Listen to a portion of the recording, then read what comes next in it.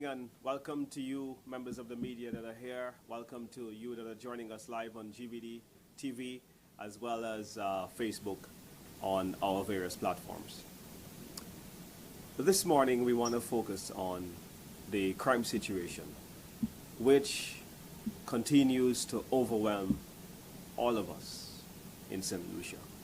Whether we are victims or whether we have loved ones that are victims of crime, the possibility of crime impacting our lives continues to be an existential threat on a daily basis. We are living with this very reality that someday, somehow, someone can break into our homes and rob us of our prized possessions and our properties, or rob our businesses for those of us who are small, big, and medium-sized business persons. I think of the impact that this is having on so many families in St. Lucia that the statistic does not even become that important.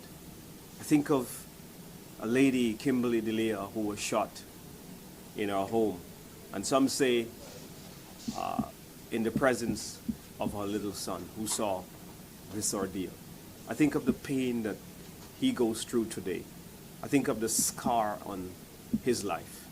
I think of her mother who is going here, there, and everywhere to various agencies looking for justice, looking for closure, knowing that even if justice is served, it will not take away all the pain and all the hurt of losing a loved one.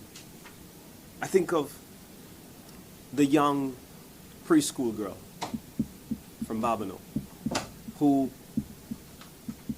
stood there lifeless, helpless, as she watched her father lay in his own blood as he became one of the island's victims of this scourge that we call gun violence.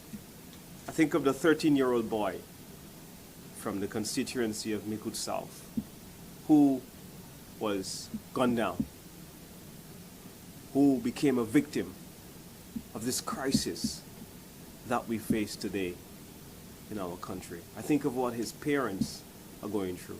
I think of their search for closure. And I think of their search for comfort and to ease the pain and to feel safe going forward. And so, when the Prime Minister says in a speech in New York that we don't have crime in St. Lucia, but what we do have are gunfights, it makes me disappointed. And I'm sure it makes you disappointed too.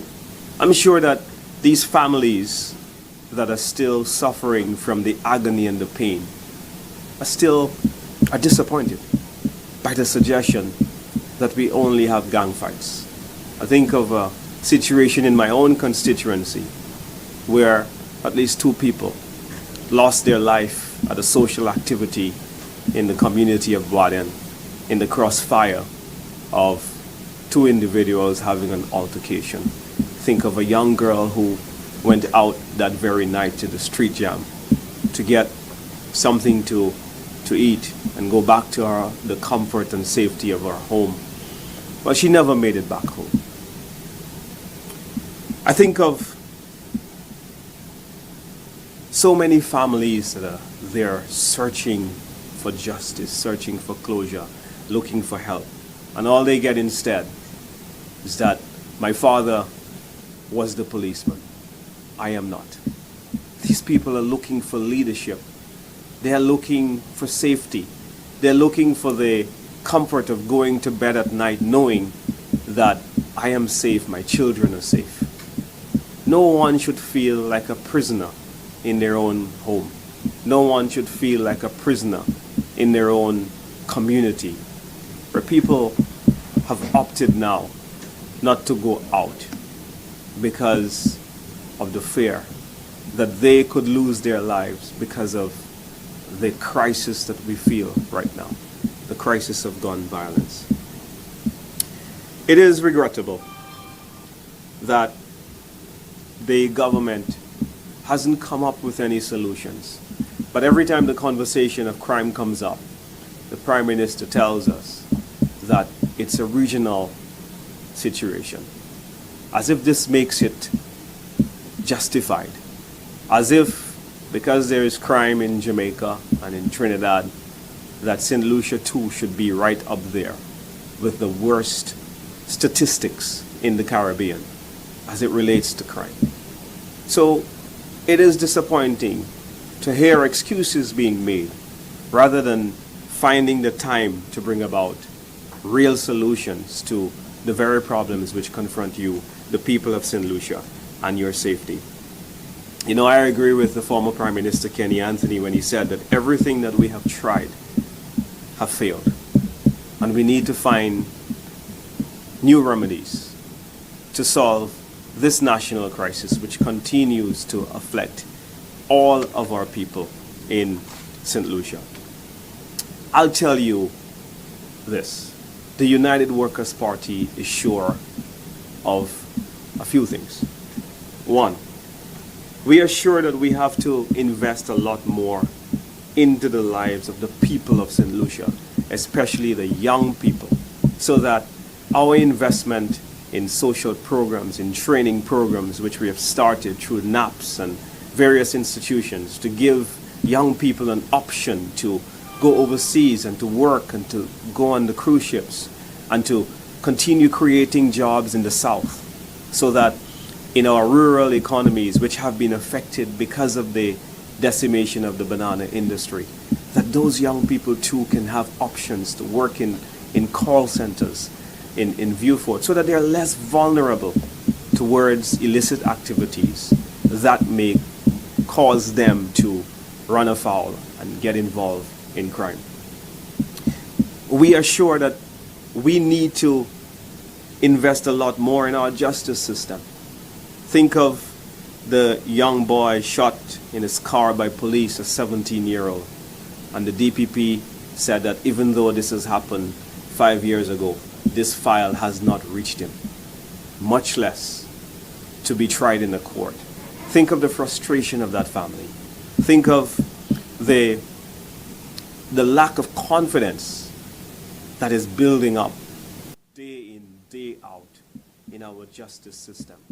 This very system which we all rely on to help us find some level of closure. The UWP is sure of one thing. We need to make sure that that system is a lot more effective, that court cases are tried a lot more efficiently, that we have witness protection systems that will encourage witnesses to come forward a lot more than they do now to help to solve some of the crime situations in our country. The UWP will build a broad-based economy to create jobs so that the top, the middle, and the bottom will benefit from our economic development strategy, so that we will not only, excuse me, I think we have a little malfunction. Thank you. So that we don't build economic opportunities in enclaves, but we create opportunities, especially in inner city areas, especially in rural communities that are looking for opportunity. This will help to reduce the frustration that young, talented, bright, aspiring young people in various communities feel that they have been left behind. And so, as we've always been, the party of solutions, the party that every time St. Lucia is in crisis, it has always been left to the UWP to find a solution so that we can turn the various challenges of the country on its head. And we will. We will continue to make sure that there is more than one, that there is one rule for everybody.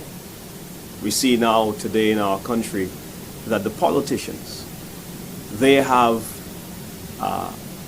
access to lawyers, where lawyers can defend them at your expense.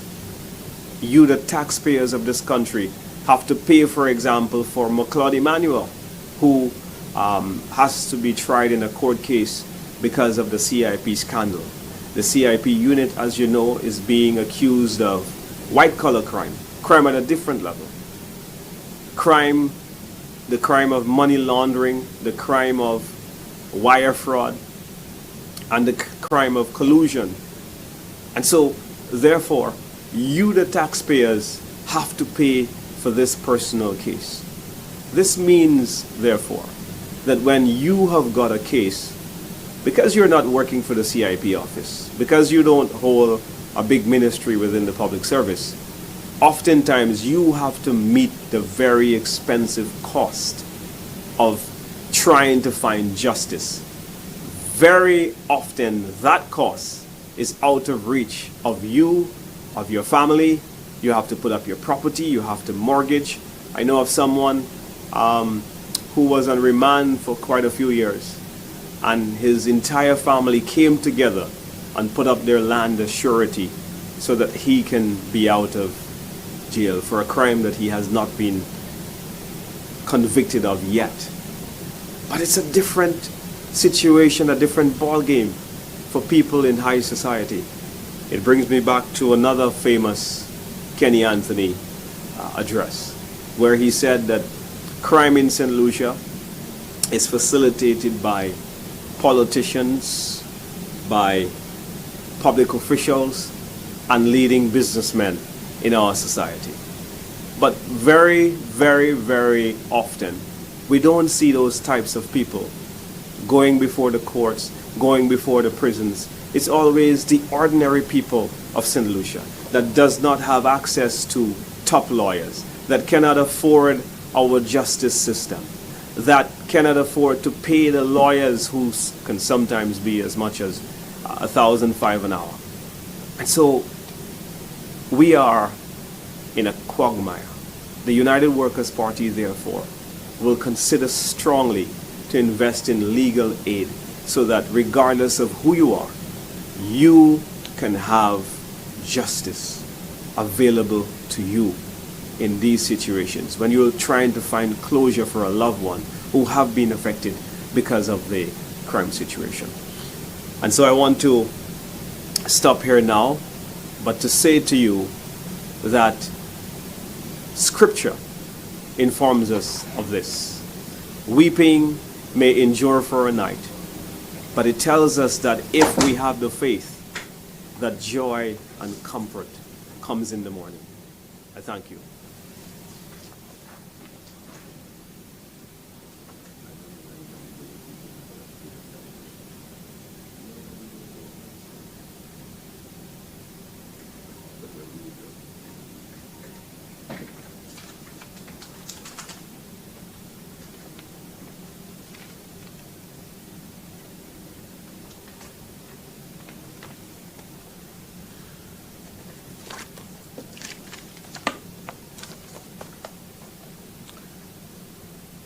Good morning, everyone.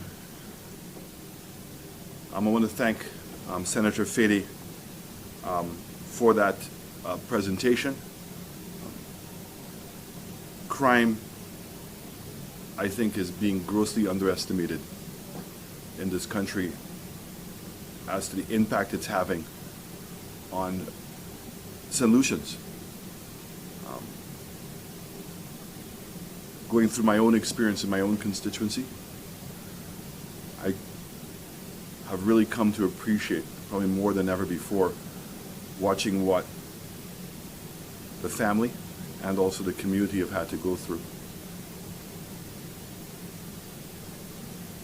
And it made me realize that for many of us, the victim is the person that is laying dead.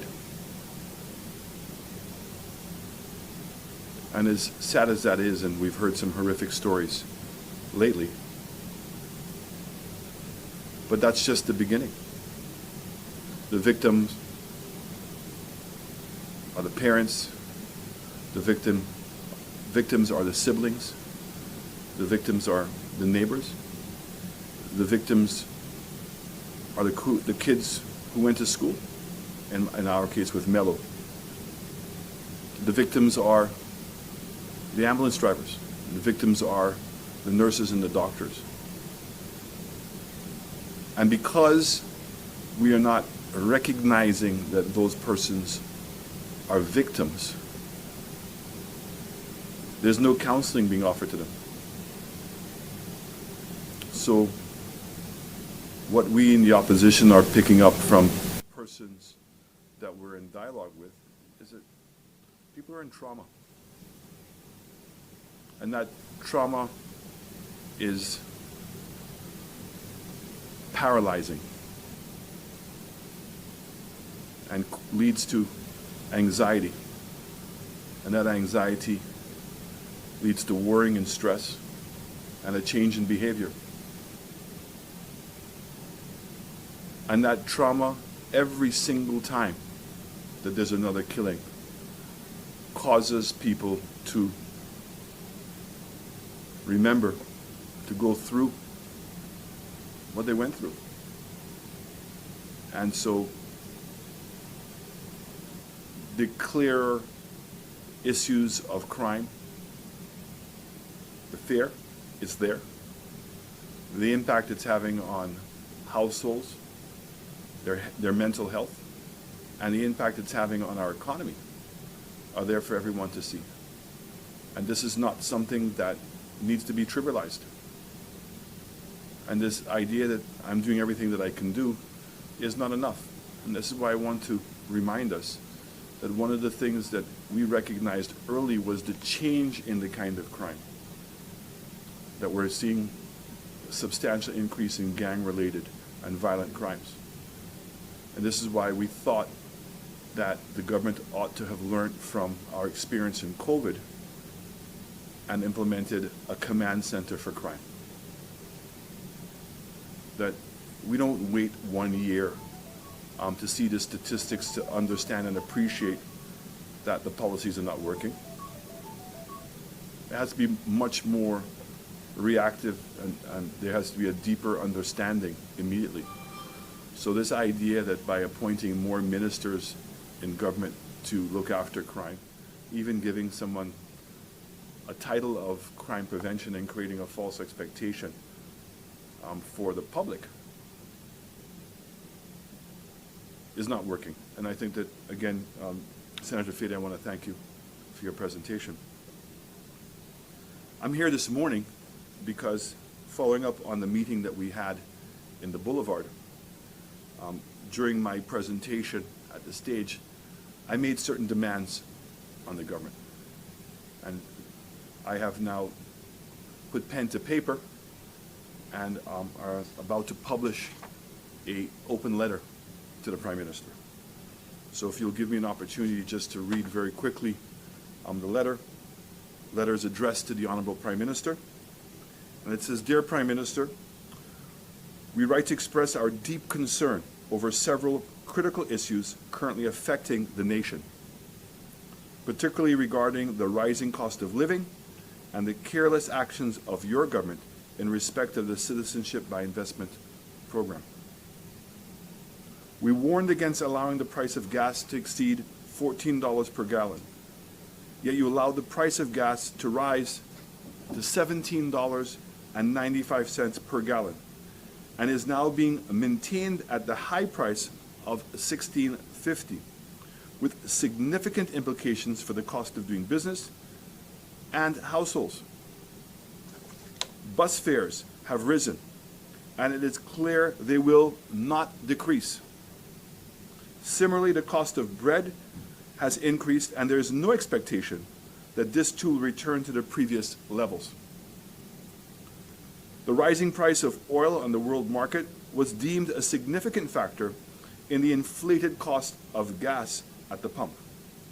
The price of oil on the world market has now dropped to $70 a barrel, leaving no justification for maintaining inflated prices at the pump, especially given the impact on households and small businesses. By virtue of this, we demand that by 1st of November 2024, you take the necessary action to reduce the cost of gas. We also raised serious concerns about the 2.5% levy. You, Prime Minister, assured the public that the levy would not affect the price of food, yet the reality is quite different. Households are now burdened with increased costs, and small businesses are struggling under the added financial load. On the 12th of June 2024, the public was made alarmingly aware that the Cabinet of Ministers had granted concessions to a businessman by waiving the 2.5% levy for his project. This selective exemption is patently unfair. If you can justify this for one individual, it's only fair that you extend this relief to all the people you serve. As stated, previous correspondence on this matter, this blatant inconsistency sends a distressing and unacceptable message that the sacrifices are not being made by all. In this instance also, we are putting you on notice that we expect the suspension of the 2.5% levy by the 1st of November 2024. As a result, the situation with CIP continues to spiral out of control, largely due to the lack of transparency and accountability. The most recent revelation is the situation with BMAX. The principal of BMAX was recently arrested, accused of multiple criminal offenses as part of a major organized crime crew. As a result, we demand the following: the immediate dismissal of the CEO of the CIP program, the replacement of the CIP board and its chairman, the removal of the minister from the CIP portfolio, an independent investigation spearheaded by the DPP and the Auditor General with the necessary resources to carry out that task, the suspension of any issuance of citizenships related to Galaxy and the infrastructure investment until a full investigation has been completed.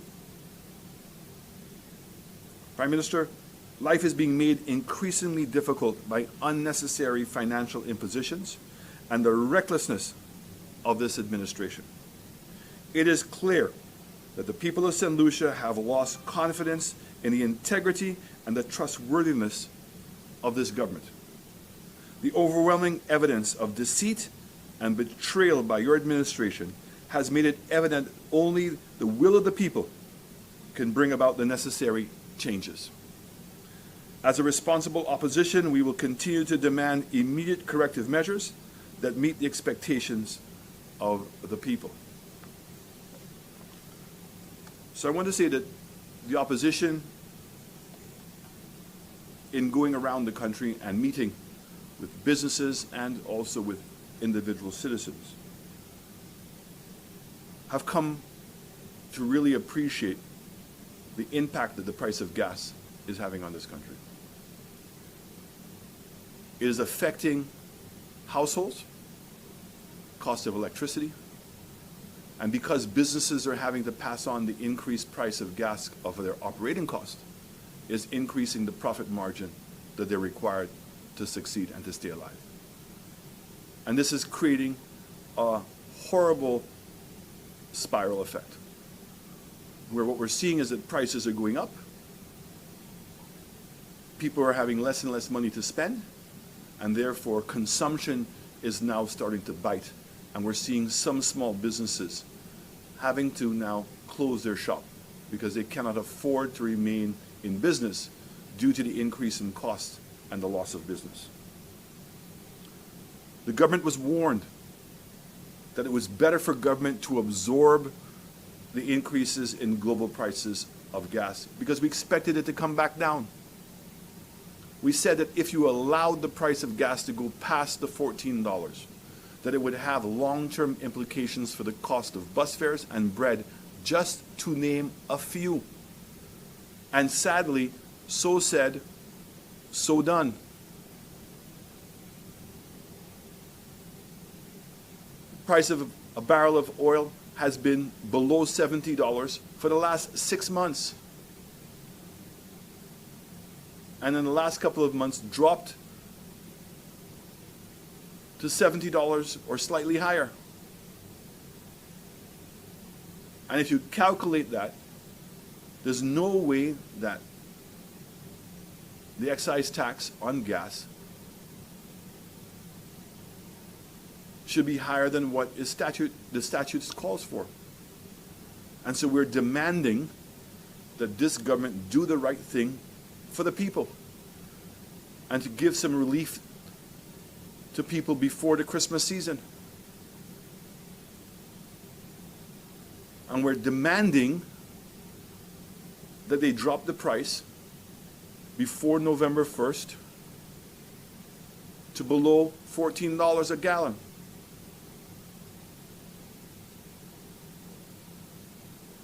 I think it was shocking at first for people in St. Lucia to realize that the 2.5% levy was never put in place for health care and was not put in place for security. We've seen that the Medical and Dental Association has come out and said that this is the worst that healthcare has ever been. And there is no relief in sight. In fact, the horror stories at OKEU and what's taking place at St. Jude and our healthcare centers, the lack of medication, the lack of proper facilities, is it become a recurring theme where we almost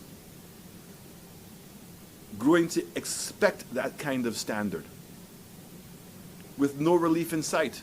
So the 2.5% levy has not gone in any way to provide relief to health care in this country. We've clearly seen that it's not gone to help with national security in this country. And it was the Prime Minister himself in a budget presentation that admitted the 2.5% had been put on as a revenue stream for the $200 million that they have borrowed.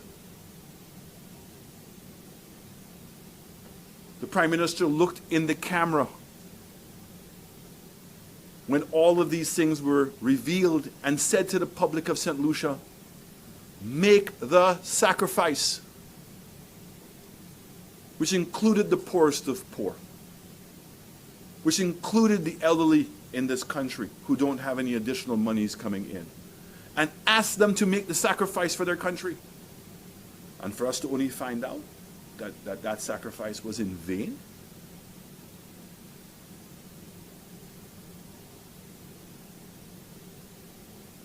So it became even more blatantly unacceptable when we found out that the government found some level of justification to allow a foreign business person to come to St. Lucia and to lay claim that they could not build a building, an office building, having to pay the 2.5% levy. And the government acquiesced, the government gave in, the government agreed, the government relented. And just before Carnival, in the middle of the night, to pass a special SI telling us that they have given that business person a waiver of the 2.5% levy? Well, enough time has gone by, and people continue to suffer in this country. And if the Prime Minister doesn't see it, it is the job of the opposition to remind him every day of the examples of how people are struggling in this country. And we now demand that what he did for that foreign business person, he does for everybody else in this country. And he suspends the 2.5% levy to give this country and its people, its citizens, some level of reprieve and to try something else to pay for that loan. Maybe he should try growing the economy. Maybe he should be much more progressive in that regard and increase government's coffers by earning it, instead of having this expectation that government's expenditure can stay at a certain level, and if the revenue drops, what they do is increase taxes. That is how the Labour Party operates in all times.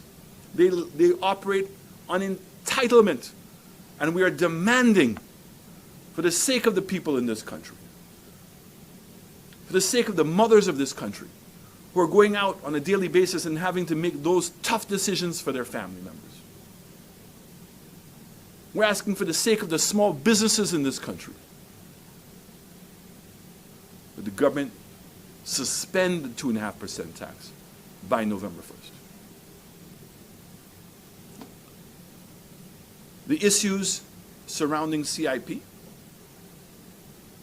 are being debated on a daily basis.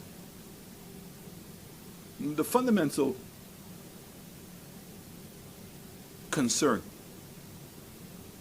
is a lack of information and mismanagement of this very important, vital economic opportunity for St. Lucians. Because ultimately, at the end of the day, what we are leveraging, what we are monetizing, is our patrimony. And it's something that we have to do with due care.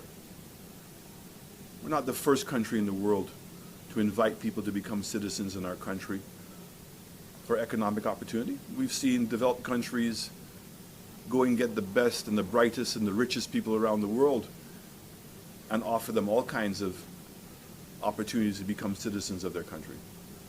But it's the manner in which the government does it, with transparency and accountability, and acting responsibly.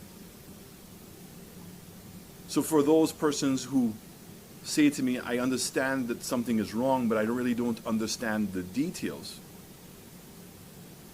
I want to say to you that let's not allow our common sense to leave us.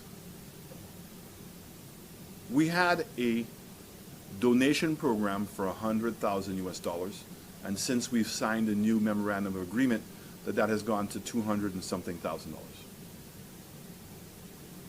And we know that that money comes into the CIP unit and goes into a bank account under the economic fund, under the control of public officers in St. Lucia. We also know that under the economic fund, the monies can be used for anything the government wants. So if the government wants to prioritize housing, they're free to do so. If the government wants to prioritize roads, they are free to do so. If the government wants to prioritize health care, they are free to do so. If the government wants to prioritize youth development, they are free to do so. They can use the monies whatever way they choose to. There are no limitations. And for all of us, we know that the money has arrived into the account, and we know that the money must be spent according to the procurement guidelines of government. Full transparency. So why would the government now create a parallel project called infrastructure? And $100,000, just like the donation program. And once the MOA was signed, it becomes the same price as the donation. So instead of the money now going into the CIP unit and into the economic fund to be used with whatever way they want to, so if they want to do the road projects, if they want to do the Rock Hall housing project, whatever they want to do, they can do it. But instead now, a third party, whether it be Galaxy, and now we know BMAX, are allowed to collect the money.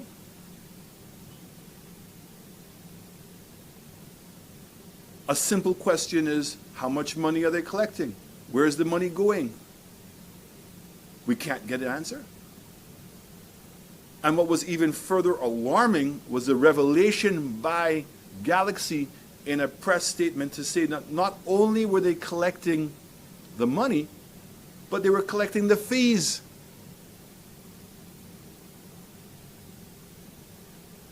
The Prime Minister said in his previous budget statement that the real estate program was already cannibalizing, competing against the donation program, and that was at $200,000. Far less now, another program at the same price We've heard the statistics in Dominica. We've heard the statistics in St. Kitts. We don't have to go far to see that those governments, when they introduced the similar infrastructure program, all of the applications, 90% of the applications now moved to that source. So it means that 90% of our CIP money is going to be now going into the control of a foreigner. In the case of Galaxy, we have history. That they promised to build a prison, and the prison wasn't built. We have a sad reality here in St. Lucia where the government has admitted up until March of this year that Galaxy had already collected $280 million US. Yet we don't see that translated in the construction of the hotel in Canals.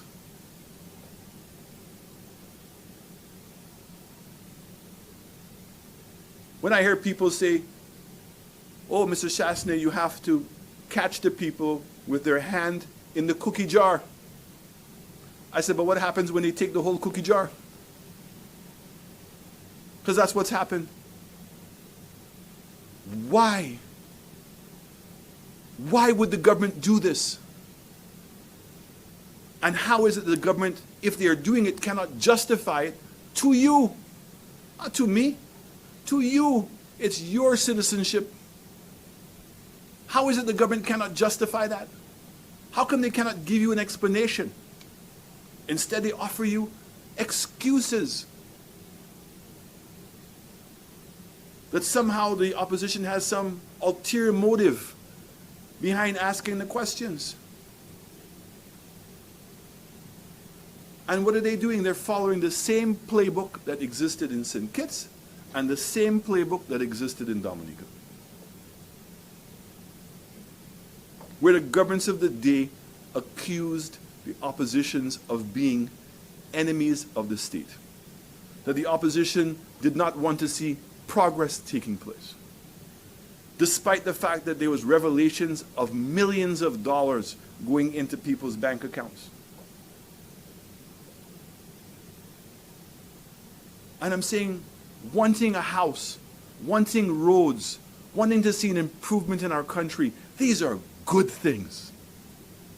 These are the same things that the opposition aspires for every single day. But it has to be at what cost? And if we don't know what it's costing and they're hiding the truth, then we must become suspicious. And it's even more relevant when we know that these are state resources. Don't pretend like they're anything else. Last night, I explained, let's not allow people to complicate us or fool us with fancy names. Infrastructure program. As if this is the first time that we've ever asked a contractor to build something with their own money. And once they complete it, we reimburse them. That practice has been in existence in St. Lucia since the 70s, maybe even more. And it's called a direct finance construct, where the contractor designs it in coordination with the Ministry of Infrastructure, and there's an agreement on the design. The contractor agrees on a price with the Ministry of Infrastructure, and that is put to a contract. And that the repayment is done through the Ministry of Finance by a contract. And before any work begins, you'll see a billboard go up and say that this project is being done with the Ministry of Infrastructure, and that here's who the contractor is and who's the financer. That's all on the board. And when the project is completed, the Ministry of Infrastructure provides that contractor with what's called a completion report. He takes that report and brings it to the Ministry of Finance, who then now pays them back for the work that they did as per agreed. So with the CIP program, what's the difference? It's the same thing. The difference is simply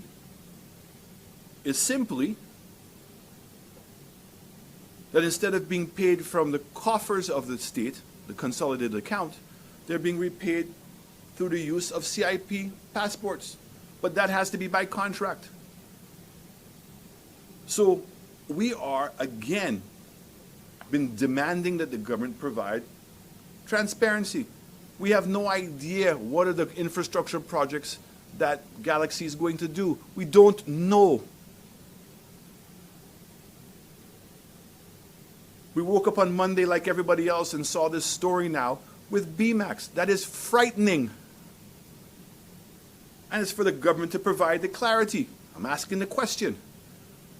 There are articles that are coming out that said that the persons that you're doing business with, BMAX, that the main person was arrested for criminal activities.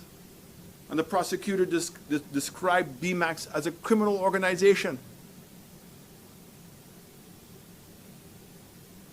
What is frightening is that the minister yesterday said that he's known BMAX for 2 years. And that his partner, Thaddeus Antoine, law firm, registered BMAX as a company in St. Lucia on December 23rd, 2023, which happens to be the exact same day that the SI introducing the infrastructure program came out. Is that coincidence? The same day. And then in February of 2024, the head of BMAX was arrested and stayed in prison until April, where he's been released on a bond, according to the information that we have. And furthermore, an SI came out in September of this year, introducing BMAX for the first time, and all we saw was BMAX Rock Hall housing. That's all we know. We're not allowed to ask the question. All of us should not ask the question. That you have a housing project being done in the Prime Minister's constituency by a company that's being alleged to be involved in criminal activities in Eastern Europe.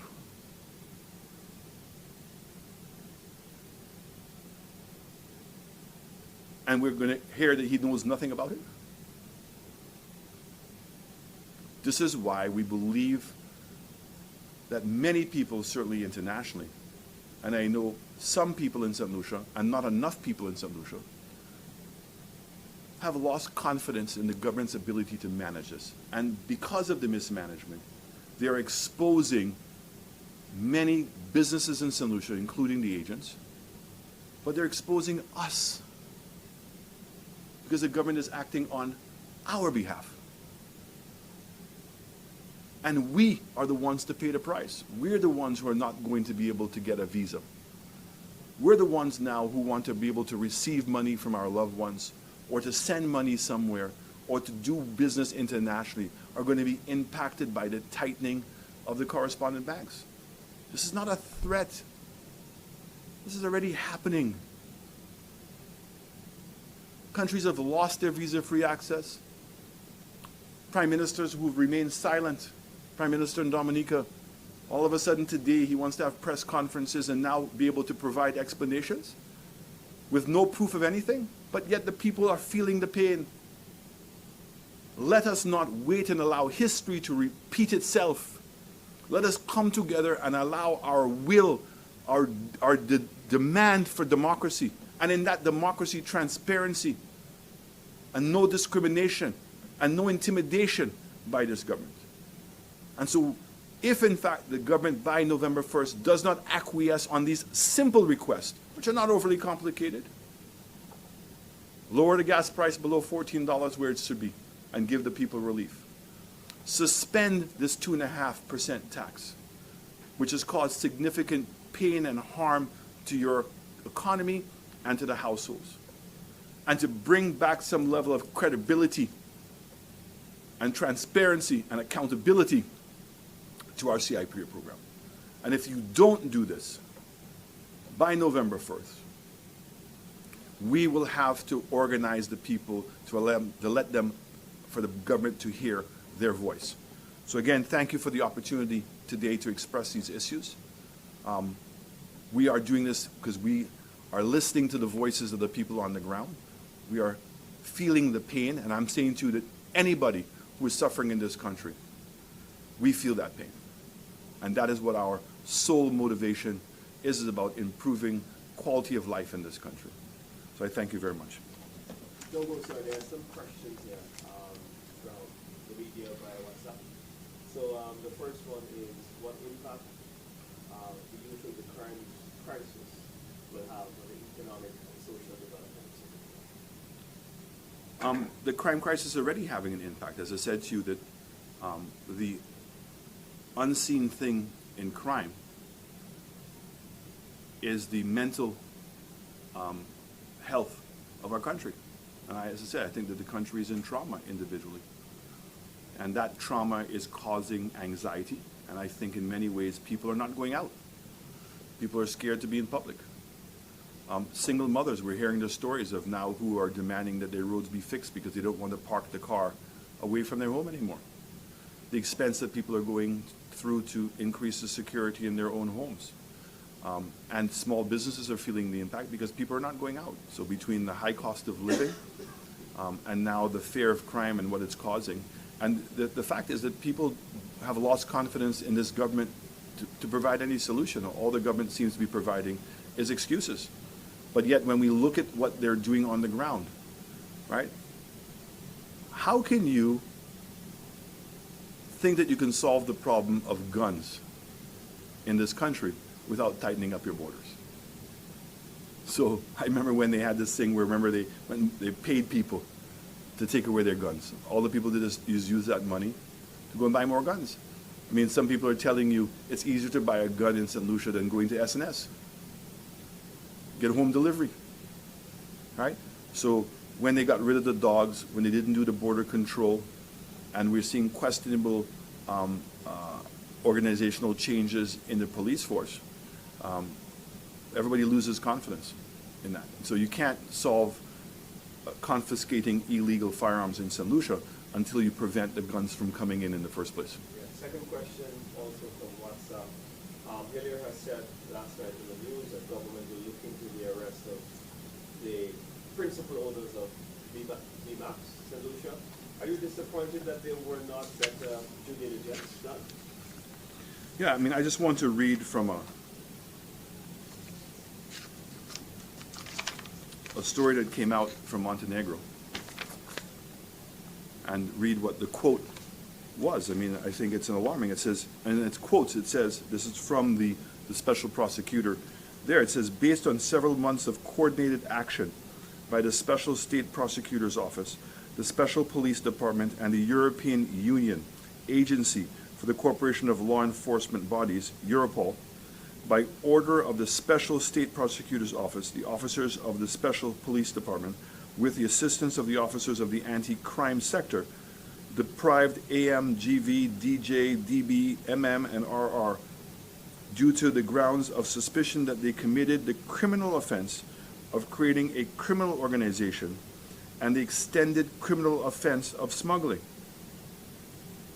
Now, all you have to do, and I ask the general public, put in the gentleman's name and put in the name of the company, and you will see what comes up yourself. So the level of due diligence was as simple as that. So here it is, you have a CIP program of which we must have confidence in the due diligence of the persons who are getting citizenship. But on the other hand here, you're giving a company access to thousands of passports, thousands of passports, and to collect the money. And they're involved, it's alleged that they're involved in a extended criminal offense of smuggling and money laundering. That's who we're giving the passports to. And again, I want to say, because the government continually excuse, and even the supporters of the government will say to me, oh, but what did you do? Where was the transparency when you were in government? Well, I've said that every time that we had any expenditure, the monies were allocated, accounted for in the estimates. So when we had the hurricane, the roofs of CDC were replaced with CIP money. The farmers, because the storm did not get past a certain level, 35 miles an hour, we couldn't get the insurance. But the bananas were affected, and the monies were used for that. When Windfresh was having problems, the monies were used for that. All transparently, and in many cases was done through a loan, so it could be replaced.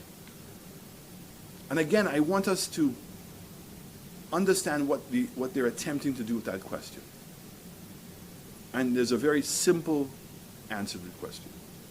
In the 5 years of United Workers' Party's administration of CIP, 850 passports were sold. I think Galaxy was something like 75 or 100 passports in total. Today we're hearing it's 50,000.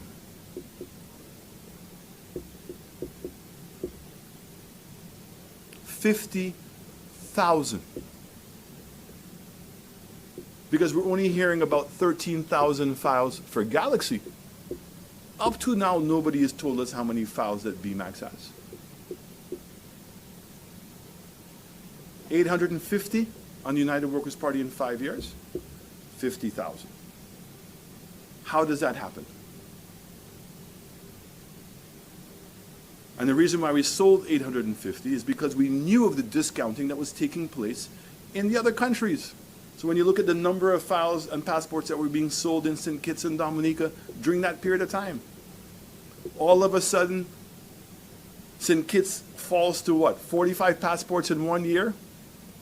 And St. Lucia is at 50,000? How do you think that happens? That's the question. That's the truth behind what's taking place in this country. But they don't want you to ask that question. And they don't want to answer that question.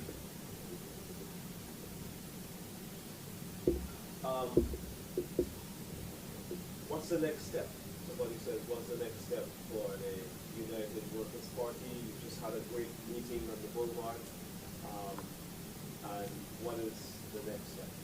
Well, I think the meeting on the Boulevard should put to rest concerns by many people on the Labour Party who were trying to allege that the United Workers' Party was not ready and that people should not take us seriously. So I think that the energy that I saw on Sunday speaks very favorably for the party, and that it's an affirmation that persons are supportive of the direction we're going in.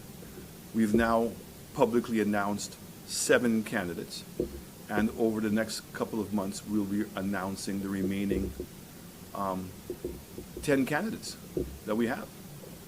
So there's another meeting planned somewhere in the south, and we'll be making that announcement hopefully very soon, before the end of the year. And then we'll have another series of meetings as we continue to announce our candidates. But I think that the party has reached a position where it is comforted, or not comforted, but we're confident that people are suffering. We're confident now, based on that meeting, that the fear that was paralyzing people to come out publicly, many people have overcome that. And I think, and I suspect at the next meeting, even more people will. And this is why at that meeting, I felt the time had come for us to challenge the government on these egregious, irresponsible, reckless policies, and to speak for the people of this country and ask for them to be rectified and to be resolved. So I believe the party is much better organized. I think that many persons now are much clearer in their mind as to the fundamental differences between the United Workers' Party and the SLP. United Workers' Party is very cognizant and conscious of persons' vulnerability. And so this idea of top-down doesn't exist. We believe that you have to have a multiple facet approach to your economy. You have to give support to the persons who are struggling, and you have to create policies to develop a middle class. It was United Workers' Party that threw the bananas that established the largest middle class in this country, by far. it was the Labour Party who went out and destroyed that because they felt that that middle class was not going to support them, and promised the people some form of replacement, of which after 20-something years, they've provided no solution to the middle class. We've recognized that tourism is a big industry, but we also know that tourism creates platforms for other industries, whether it's the financial services, whether it's small businesses, whether it's manufacturing, whether it's agro-processing. But we need to help people to see that opportunity and to take advantage of those opportunities. We also believe that after COVID, a new market opened up where young people can stay here and work for Fortune 500 companies.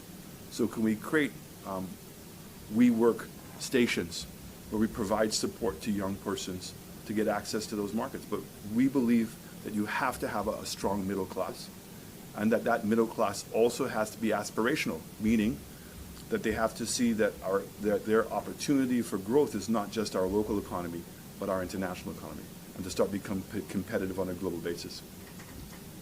Last question here from the press via WhatsApp. Cost of living and a lot of solutions. Does the UWP have a solution?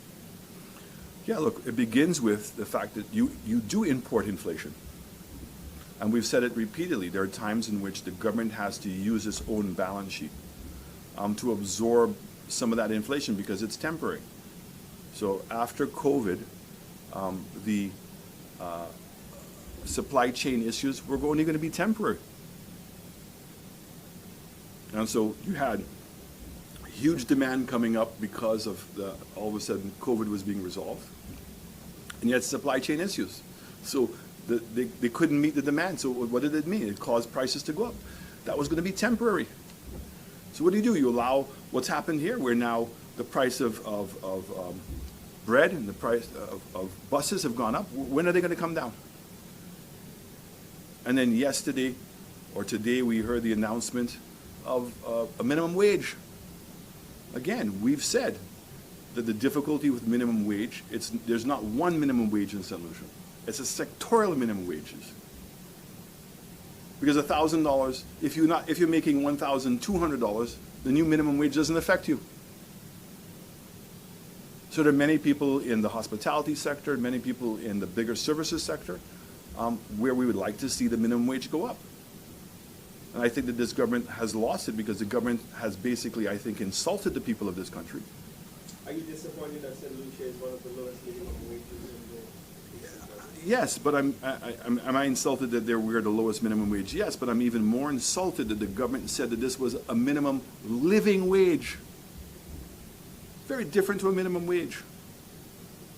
So what you're telling me, that you can buy a house and a car, you can go on vacation, you can pay for your health care on $1,000 a month? Is that what you're saying to me? Because I have to imagine that that's what livable means.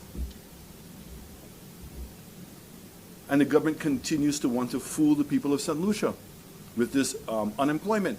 You go around to St. Lucia, people tell you we have an unemployment problem, but yet the government says we have the lowest unemployment levels ever. Why?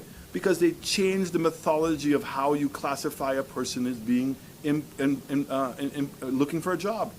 If after a certain number of weeks a person does not get a job, the state now says you're not looking for a job. What are ways that the CIP funds can help to alleviate the cost of living situation?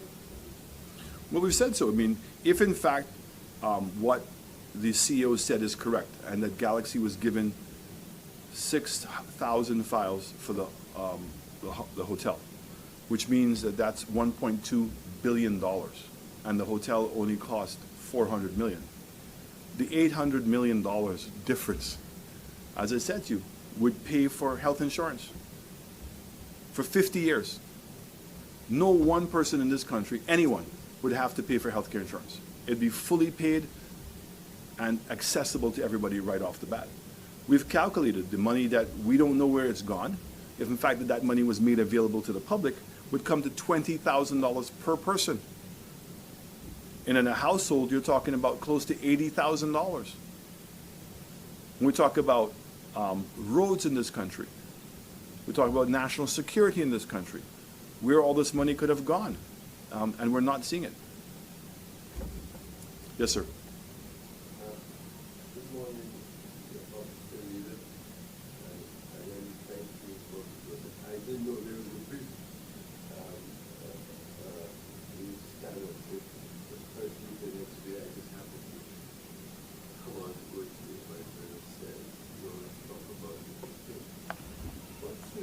really bothering me. The Minister of Investment said that he doesn't know anything about the arrest of this gentleman from Montenegro. You all know his name, from Eastern Europe. But yet still, he has this gentleman, and through Kenneth Rougeau's blogs, everybody else knows about it. And that he quoted by saying he asked his ministry to give him a briefing on the gentleman or what was taking place. I find it hard to believe because it says this man was awaiting financial investigation whilst he was under arrest. Then he's a recent co-owner of BMAX and the millions of deals that went through his first bank. And then he became the principal owner of BMAX under a different name, Easy Rental or something of that nature. Yeah. So let me just say this to you, that the information that's available to us and what we've seen is inconsistent with what the minister is claiming about his knowledge of BMAX. The minister yesterday in a press conference indicated that he had known BMAX or had been in discussions with BMAX for over 2 years. So yeah. we know that the company became a legal entity in St. Lucia on December 23rd of 2023. We know that. And it just happens to be the exact same date that the infrastructure program was officially launched and announced in St. Lucia. We know that Thaddeus Antoine, law firm, were the ones who established this company. And we know that he's also, the Thaddeus Antoine's law firm is also the law firm for Galaxy. We also then know that the gentleman from BMAX, according to the press articles, was arrested in February. And we know that he was released on bond in April. And we know that the government now put out an SI in September. For the first time, the public of St. Lucia became aware of BMAX. Nobody knew about BMAX. So what did we see in the SI? That BMAX and Rock Hall Housing Project. We know nothing else, right? Now, is it fair for us to assume that BMAX is going to operate exactly like Galaxy? Where Galaxy is collecting the money directly and collecting all the fees? We don't know. We have to just make that presumption. So the question is, if in fact that it is true that BMAX has, the director has been arrested and is pending his case, because people are innocent until they're proven guilty, but the fact is here we have a case. We know that in the CIP legislation, if somebody gets a passport, and if they did not make a claim, a disclaimer before, or if in fact they get involved in anything illegal and particularly criminal afterwards, that becomes grounds for us to take away their passports. I would have expected the minister yesterday, given all of the concerns about CIP, that he would have reassured the public of St. Lucia that if in fact that this story is correct, that his government would move immediately to suspend relationships with the person. That's what I expected him to say. But instead he made some argument about my very dear friend and everybody else's hero, Julian Alfred. We know that he was politicizing Julian, but that's besides the point. BMAX has incorporated under BMAX Caribbean, the file application for notice of directors, BMAX Caribbean, notice of secretary, and return of allotment, etc., etc. And then in the final tally, they got a certificate. Mm-hmm. What are going to be the results if we find in St. Lucia, or you find out that it's illegal, and the people that filed that application working for the government have the signature to it? But we've said that. We've said that It's not the investment minister's signature is there. They are honest, working public servants with their signature on these certificates. That certificate and what they file for directorship, etc. well, what I would like to believe is that the local lawyers who are CIP agents, who have not accepted or found some excuse to continue processing applications under the infrastructure program, and are maybe only recently getting to know the implications that that would have for them. Because in essence, they may have been unwittingly involved in a money laundering scheme. I would like, and hopefully, that I hear from the Bar Association, I hear from the Chamber of Commerce, and I hear from other civil society groups, and I hear from senior public servants that this now has gone too far, and that they would join our voice in asking for a suspension of this program pending an independent audit so that we can all be satisfied. Because it's either the government is refusing to answer questions because they're hiding something, or they're so arrogant on their own importance they don't believe that they have to answer any questions. But as you said, innocent persons are now being caught in this web of deceit and unlawfulness and money laundering, and could be impeached, arrested, based on something they didn't even know. Why? Because we're taking it for granted that what the government is doing is correct. And this is all I'm saying, is that today we have a lot of evidence to show that the government is in breach of the laws of St. Lucia. Take a simple thing. If in fact the act of the CIP says that the CIP unit is supposed to produce an annual report. So you're going to go and buy a business. Before you buy the business has to show that its corporation, its certificate of incorporation is current, that it's paid all its fees. If it's not paid its fees, it's not recognized as an official business, and it cannot do business. So how are the persons who are seeing this continuing to conduct business with an entity, the CIP unit, which is not even lawful at this point? Do you have to be a genius to figure that out? And what's the justification for it?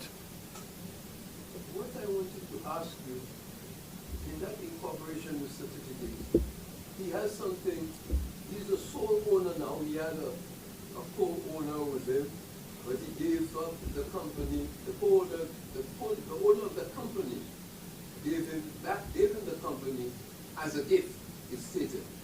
So, in St. Lucia, he has something about shares, 800 shares on a certificate. I can't understand. Sir, we don't even need to get that far into detail. We have a company that was registered in December of 2023 by Thaddeus Antoine's law firm.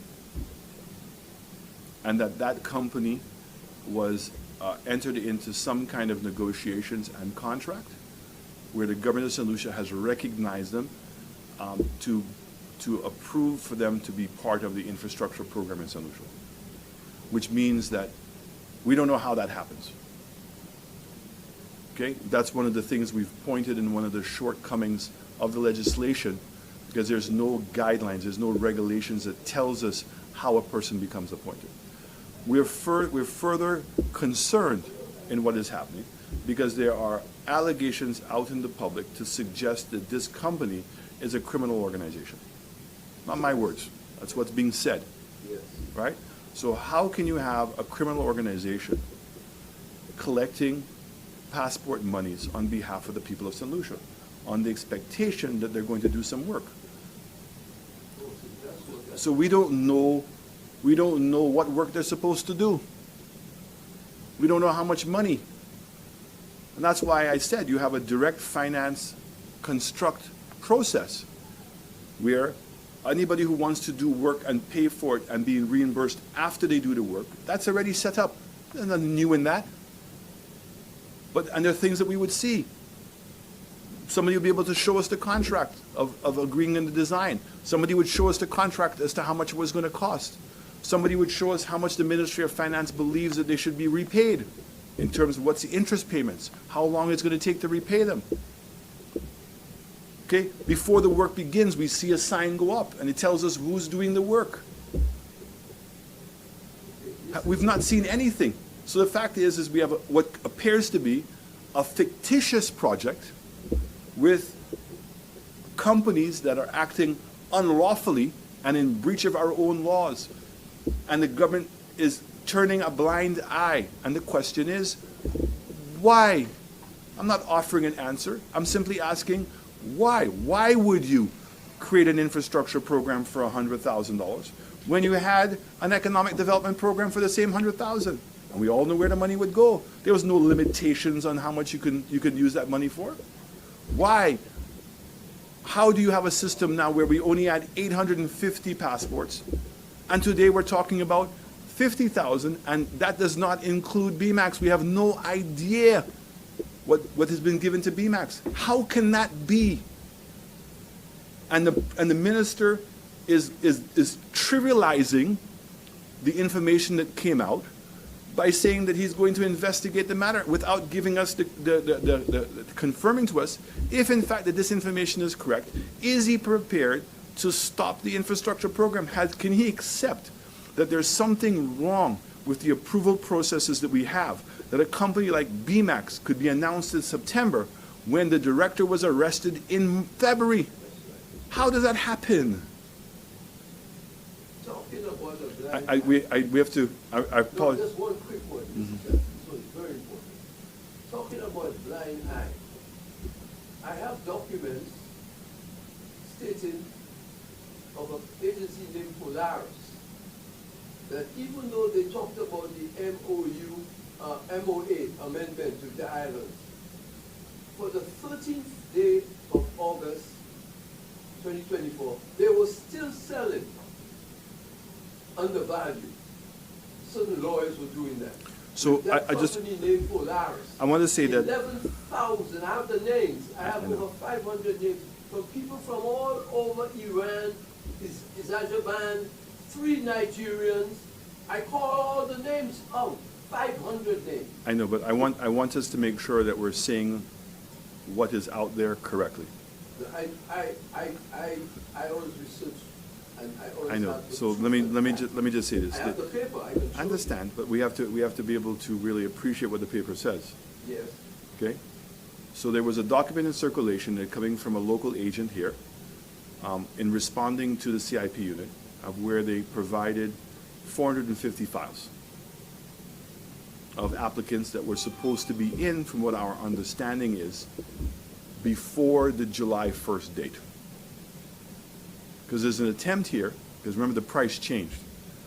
There's an attempt, I think, to make sure that all the applications that came in for Galaxy under the infrastructure program, that they're being registered before a certain date so they can continue to qualify for the $100,000 price.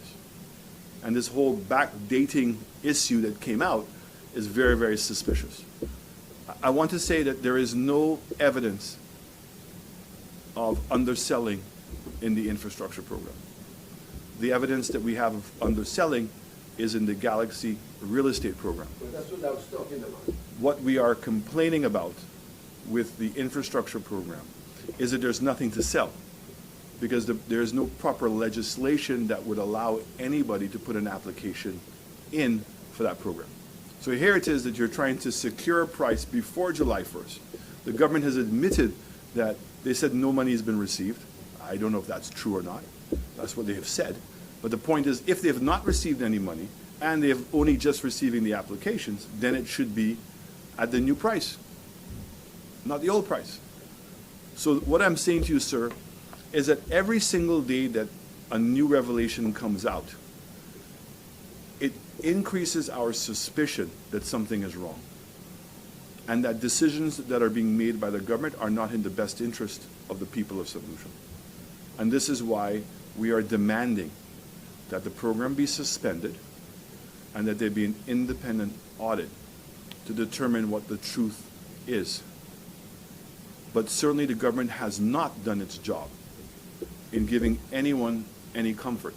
So even after all of these issues came up with that same file that you talked about, and what was revealed in that file is that the identification numbers that were used confirms for a fact, I want all of us to understand that there's 11,400 files currently being processed. And remember, the allegation or the information coming out by the CEO was that Galaxy was given 13,000. So 11,400 is not too far away from the 13,000. Now, what we don't know is how many files have been given to BMAX, and have they already begun to sell? Who's collecting? We know that they're the ones collecting the money. So the information coming out yesterday is even more egregious, and the public of St. Lucia should be outraged. And I'm expecting very soon that the Bar Association and the Chamber of Commerce are going to stop their silence and understand that their silence is really now being interpreted as protecting the government. The horse has bolted. What is needed now is truth and accountability. That's what's needed. Thank you very much. Thank you. Thank you, sir. Thank you. That brings us to the end of our press conference this morning. Thank you very much.